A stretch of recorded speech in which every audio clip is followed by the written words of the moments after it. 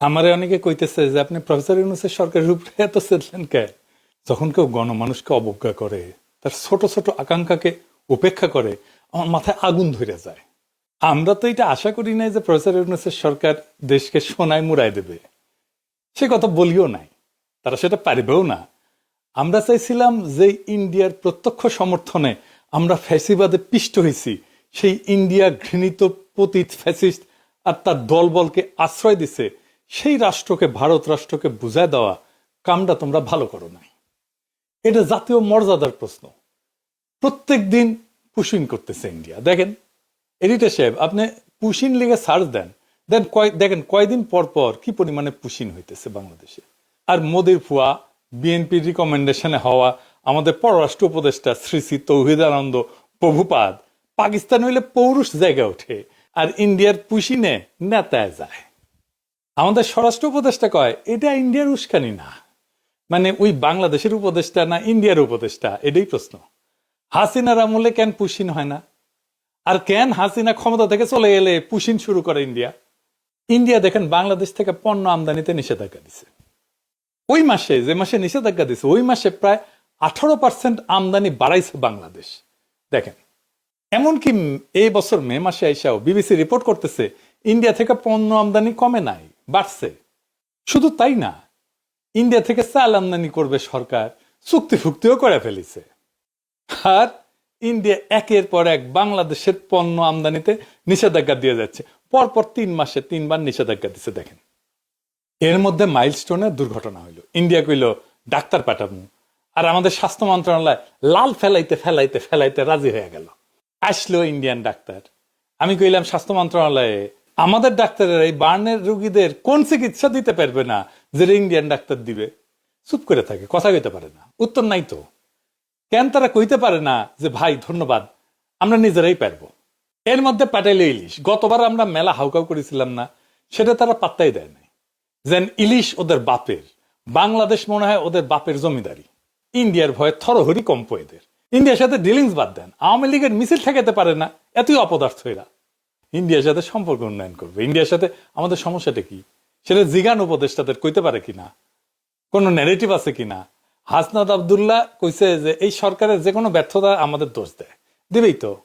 এই সরকারকে কে বানাইছে? ওয়াকার, ছাত্ররা আর আসিফ নজরুল। তো দায় নিবা না কেন? পুরা জুলাইকে তো তোমরা মিডিল ক্লাসের ন্যারেটিভ বানাই ফেলছো, যেন মিডিল ক্লাস আর ঢাকা ইউনিভার্সিটির ছাত্ররা জুলাই করেছে।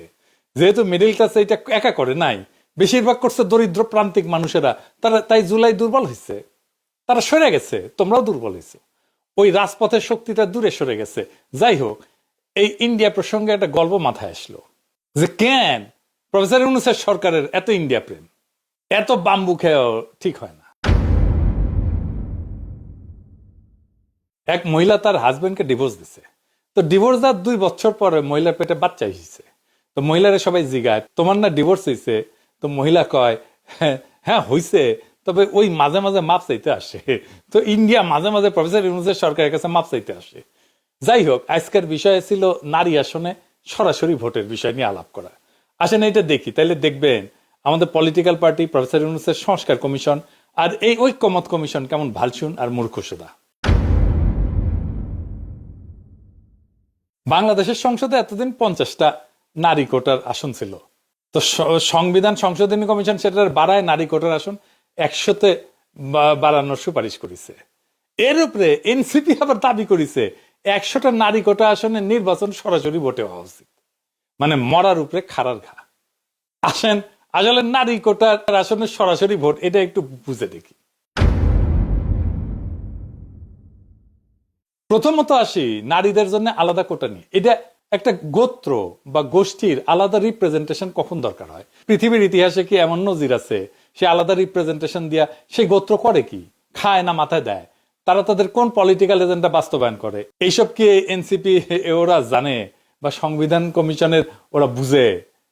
2টা গোত্রের আলাদা রিপ্রেজেন্টেশনের সবচেয়ে বড় উদাহরণ আমাদের উপমহাদেশে আছে। ঐতিহাসিক বিভিন্ন সংঘাতের কারণে ব্রিটিশ ভারতের মুসলমানরা অনুভব করে যে সংখ্যাগরিষ্ঠ হিন্দুদের সাথে তাদের স্বার্থ এক না, বরং উল্টা। স্যার সৈয়দ আহমেদ খান বিভিন্ন ঘটনা ব্রিটিশ ভারতে হিন্দুদের হরেক রকমের এজিটেশন দেখা এই ব্যাপারে লেখালেখি করে যান। ভারতবর্ষের মুসলমান নেতাদের মধ্যে যেই ঘটনার ফলে এই উপলব্ধি সবচেয়ে গভীরভাবে প্রভাব ফেলে সেটা হইল 1905 সালের বঙ্গভঙ্গ। এর বিপরীতে হিন্দুদের অ্যাগ্রেসিভ রিয়াকশন দেখে আগুন জ্বালাই দিয়েছিল সারা বাংলায়। এর ফলে 1906 সালের ডিসেম্বর মাসে মুসলিম লীগের রাজনৈতিক আবির্ভাব ঘটে, যেটার ইতিহাস আগের এপিসোডে বিস্তারিতভাবে বলছি। মুসলিম লীগ গঠনের আগে 1906 সালের অক্টোবর মাসে ভারতবর্ষের 35 জন গণ্যমান্য মুসলমান নেতা প্রিন্স আগা খানের নেতৃত্বে সিমলাতে ভাইসরয় লর্ড মিন্টোর সাথে দেখা করতে যান। সিমলায় ভাইসরয়ের প্রাসাদ ভাইস রিগাল প্যালেসে এই মিটিংটা অনুষ্ঠিত হয়। সেই মিটিং এ মুসলমান নেতারা সর্বপ্রথম ভাইসরয়ের কাছে মুসলমানদের জন্য আলাদা রিপ্রেজেন্টেশনের দাবি উত্থাপন করে। ভাইসরয়ের কাছে মুসলমান নেতারা একটা অ্যাড্রেস ড্রাফট করে উপস্থাপন করে। সেটা ড্রাফট করছিল বিহারের সৈয়দ হোসেন বিলগ্রামী আর উত্তরপ্রদেশের সৈয়দ মীর মেহেদি আলী, যিনি নবাব মহসিনুল মুলক নামে পরিচিত ছিলেন আর স্যার সৈয়দ আহমেদ খানের ঘনিষ্ঠ বন্ধু এবং উত্তরসূরি ছিলেন। সেই দাবিতে কি বলা ছিল, তার একটা অংশ হচ্ছে, এটা ইংরেজি যেহেতু কইছে তাহলে ঠিকই কইছে, তবে বাংলা এটা হইতেছে মুসলমানরা একটা স্বতন্ত্র সম্প্রদায় যাদের কিছু অতিরিক্ত স্বার্থ আছে যা অন্যান্য সম্প্রদায়ের সাথে মিলে না, বরং এইসব স্বার্থ যথাযথভাবে প্রতিনিধিত্ব পায়নি। এর ফলে সিমলা ডেপুটেশনে মুসলমান নেতারা ভাইসরয়কে জানায় যে সামনে ব্রিটিশ ভারতের যেই নতুন সাংবিধানিক রিফর্ম বা সংস্কার আইন আসতেছে সেইখানে যেন মুসলমানদের জন্য সেপারেট ইলেক্টোরেট বা আলাদা ইলেক্টোরেট থাকে। অর্থাৎ মুসলমানরা ভোট দেবে মুসলমান আসনে, হিন্দুরা ভোট দেবে হিন্দু আসনে। এটার একটা নাম ছিল রোয়েদাদ। লর্ড মিন্টো মুসলমানদের স্বার্থ রক্ষার প্রতিশ্রুতি দেন এবং 1909 সালে যেই মোরলে মিন্টো অ্যাক্ট পাস করা হয় ব্রিটিশ পার্লামেন্টে ভারতবর্ষের সংবিধান নিয়ে, সেখানে সর্বপ্রথম মুসলমানদের জন্য আলাদা ইলেক্টোরেট বরাদ্দ করা হয়। এইখানে মুসলমানরা কেন এরকম অনুভব করলো, তাদেরকে হিন্দুরা কি চোখে দেখতো, এসবের ইতিহাসের বাস্তবতা একদম ইতিহাসের বিভিন্ন লিটারেচার যেমন বঙ্কিম, শরৎচন্দ্র, ডিএল রায়, নীরজ চৌধুরী এদের কাছ থেকে কোট করেই প্রমাণ করে দেখানো যাবে, সেটা অন্য আলাপ। এর ধারাবাহিকতা এবং আরো অসংখ্য ঘটনার ফলশ্রুতিতে 1947 সালে পাকিস্তান রাষ্ট্রের আবির্ভাব ঘটে। এছাড়া আরেকটা উদাহরণ আছে বেলজিয়ামে।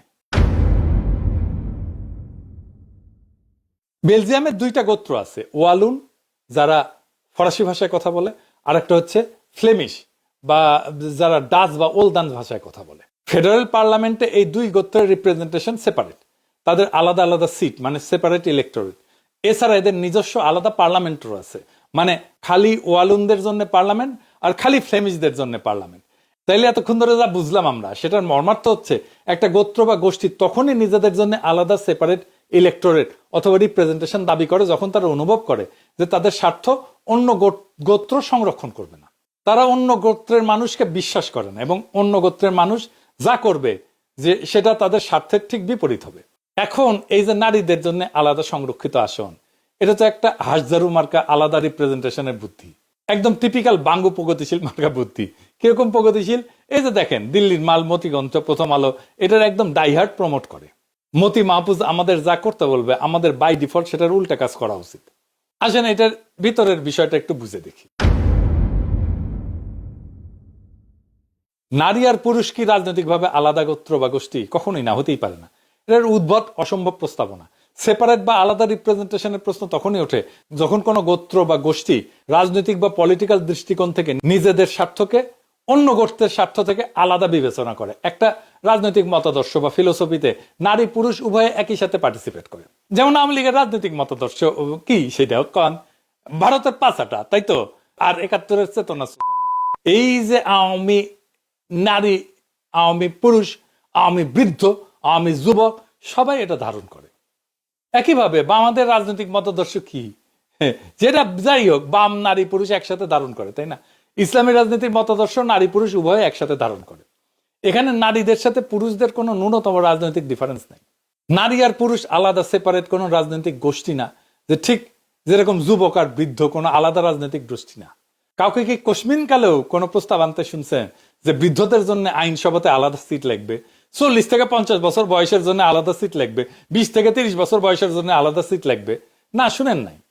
তো এটা বলার সময় আমার ভয় লেগেছে যে কওয়া যায় না বাঙ্গুলেন তো সবই সম্ভব, হয়তো সামনে কেউ এরকম দাবি তুললেও তুলতে পারে, অথবা আর এরকম উদ্ভট দাবি উঠতে পারে। যেমন যে সমস্ত মেয়েদের চুলের রং সোনালী আর ব্রুনেট, যাদের চুলের রঙের গাঢ় বাদামি, তাদের জন্য আলাদা আলাদা সিট লাগবে। যদিও বাংলাদেশের অধিকাংশ মেয়ের চুলের রং কালো, কিন্তু পাশ্চাত্যে কিন্তু ব্লন্ড আর ব্রুনেটদের মধ্যে রেশারেশি আছে, এখন এই বাঙ্গু লজিকে চুলের রং অথবা চোখের রঙের উপরে ভিত্তি করে তাহলে সংসদে আলাদা সিট থাকতে পারে? নারীদের রাজনৈতিক পরিচয় আর স্বার্থ কি পুরুষদের থেকে আলাদা? না, একদম না। আমি একজন নারী, ভারতীয় আওয়ামী বাম দালাল, যেমন লাকি আক্তারকে যেরকম অপছন্দ করি, সেই একই রকম ভাবে অপছন্দ করি পুরুষ অমিপিয়াল আর এই যে হিজরা নাকি মুন্নিশা অনেকে কয়। তো এখানে নারী পুরুষ হিজরা তো ম্যাটার না। ঠিক আর উল্টা, আমি জুলাই আগস্ট বিপ্লবের এই বিপ্লবী নারীদেরকে ঠিক ততটাই রাজনৈতিকভাবে আপন মনে করি যতটা করি জুলাই আগস্ট বিপ্লবের বিপ্লবী পুরুষদেরকে। ওই যে বিএনপির ব্ল্যাকমেল কুইন রুমিন পারানা আর ফজা পাগলা দুটোই আমার একই রকম রাজনৈতিক শত্রু। এখানে নারী পুরুষের তো কোনো প্রশ্ন ওঠে না। যদি কারো আলাদা রাজনৈতিক স্বার্থ বা ইন্টারেস্ট নাই থাকে তাহলে আলাদা সেপারেট আসন প্রস্তাবে আনা তো পুরা স্টুপিডিটি, এটা ভোগাস একটা দাবি। বাঙ্গুরা তো নারীদের জন্য আলাদা 100টা আসন চায়, যেখানে এনসিপি আবার দাবি তুলছে ওর উপরে, গোদের উপরে বিস্ফোরা সরাসরি ভোটে নারী প্রার্থী নির্বাচিত হবে। তো নারীরা কি তাহলে সেপারেট ইলেক্টরেট দাবি করতেছে? যদি তাদের জন্য আলাদা আসনই বরাদ্দ থাকে তাহলে তো সেপারেট ইলেক্টরেট হয় যুক্তিযুক্ত। এসব আবালদের যদি এই প্রশ্ন করেন দেখবেন মাথা চুলকাইতেছে, কারণ তারা বুঝেই না তাদের দাবির মানে কি। আন্দাজে কয়েকটা টার্ম শব্দ শুনে অল্প বুঝে বা না বুঝে সেটা নিয়ে লাফানো শুরু করে।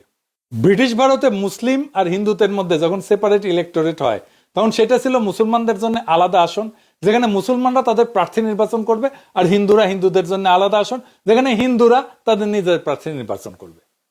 বেলজিয়ামে ওয়ালুন আর ফ্লেমিশদের একই সিস্টেম। তো নারীরা যেহেতু আলাদা 100টা আসন চায়, সেখানে কি খালি নারী ভোটাররাই ভোট দিবে?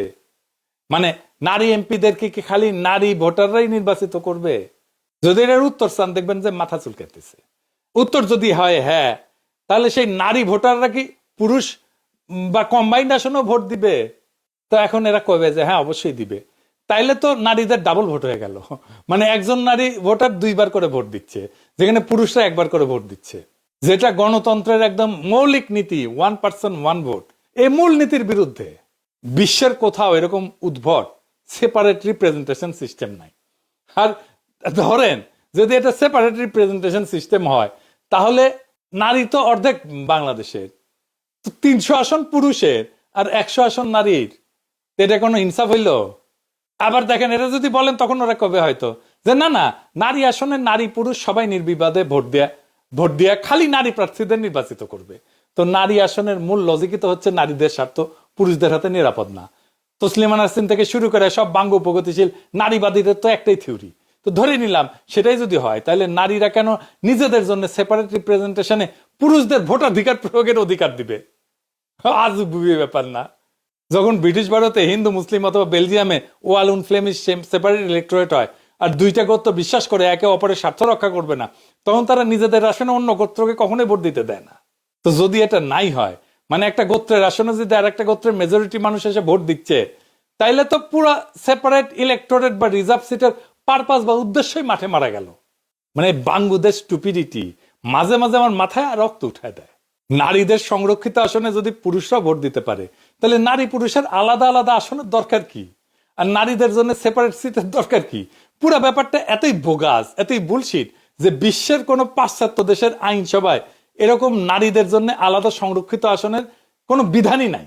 আছে? নাই। জি আর ঠিকই শুনেছেন, পাশ্চাত্যে কোনো দেশে নারীদের জন্য কোনো আলাদা নারী কোটার আসন নাই। পাশ্চাত্যরা তো নিজেদের নারী স্বাধীনতা নারী ক্ষমতায়নের সূতিকাগার বলে মনে করে, বাঙ্গ প্রগতিশীলরা তাই বলে। সেই পাশ্চাত্য জগতে 20 শতাব্দীতে নারীরা প্রথম ভোটাধিকার পায়। সেটা পাওয়ার পর থেকে আজ পর্যন্ত একটা পশ্চিমা দেশ, জাপান কোরিয়া, কোথাও এই নারীদের জন্য আইনসভায় কোটা নাই। তাদের ইতিহাসে কখনোই ছিল না। আমেরিকা বলেন, কানাডা বলেন, ইংল্যান্ড বলেন, অস্ট্রেলিয়া বলেন, ইউরোপ বলেন, কোথাও এই বোগাস সিস্টেম নাই। তো বাঙ্গ প্রগতিশীলরা তো ক্যাথলিকের চেয়ে তো মোর পোপ হইল। মানে কেউ যদি নিজেকে পোপের চেয়ে বড় ক্যাথলিক মনে করে, এইসব আতেলদেরকে বলা হয় মোর ক্যাথলিক দেন পোপ। তো বিশ্বের নারীদের জন্য কোটা আসন কোন কোন দেশে আছে জানেন? শুনবেন? আসেন এটা শুনি। নামগুলা কিন্তু মজার: Rwanda, Uganda, Bangladesh, Nepal, Pakistan, Jordan. বাঙ্গুল্যান্ডকে তো অনেকে উগান্ডার সাথে তুলনা করে, সেটা যে একেবারে ভুল তা কিন্তু না। মানে সব তৃতীয় বিশ্বের দেশ যেখানে বোকাচোদা মতিকণ্ঠ মার্কা প্রগতিশীল আলগা নারীবাদীরা আছে, সুলতানা কামাল চক্রবর্তী, রাশেদা চৌধুরী, খুশি কবির, তসলিমা নাসরিন, এই সমস্ত কপালে বড় বড় টিপ পড়া নিরেট বুদ্ধির মালগুলা গোজামিল বয়ান গিলাইছে জাতিকে, সেই জায়গাতেই আছে এগুলা। সামনে যে নতুন বাংলাদেশের স্বপ্ন আপনারা দেখি, সেখানে সংসদে আইনসভায় এসব বোগাস নারী কোটার কোনো আসন থাকবে না। পুরা নারী কোটার আসনকে এরা অ্যাবলিশ করে দেওয়া হবে, জয় বাংলা করে দেওয়া হবে। আইনসভা বিষয়ে আমাদের পজিশন খুব সিম্পল, কোনো পিয়ার না, কোনো উচ্চ কক্ষ না, কোনো নারী কোটা না, তিনটা। তো ফাইনালি যেটা আবার আগের কথায় ফিরে আসি, ওই যে কইছিলাম যে আমাদের জাতীয় মর্যাদা ওইটা বিক্রি হবে না, এটা আমাদের শহীদের রক্তে কেনা। আজকের শপথ হোক, আমরা চাই মর্যাদার দেশ, শির দ্বারা উঁচু করার মেধাবী নেতৃত্ব, আর এমন একটা রাষ্ট্র যেখানে প্রত্যেকটা সিদ্ধান্তের কেন্দ্রে থাকবে জনগণ, আর শুধু জনগণ। এই পথেই বাংলাদেশ হবে সত্যিকার অর্থে স্বাধীন, মর্যাদাবান এবং গণতান্ত্রিক। ইনকিলাব জিন্দাবাদ।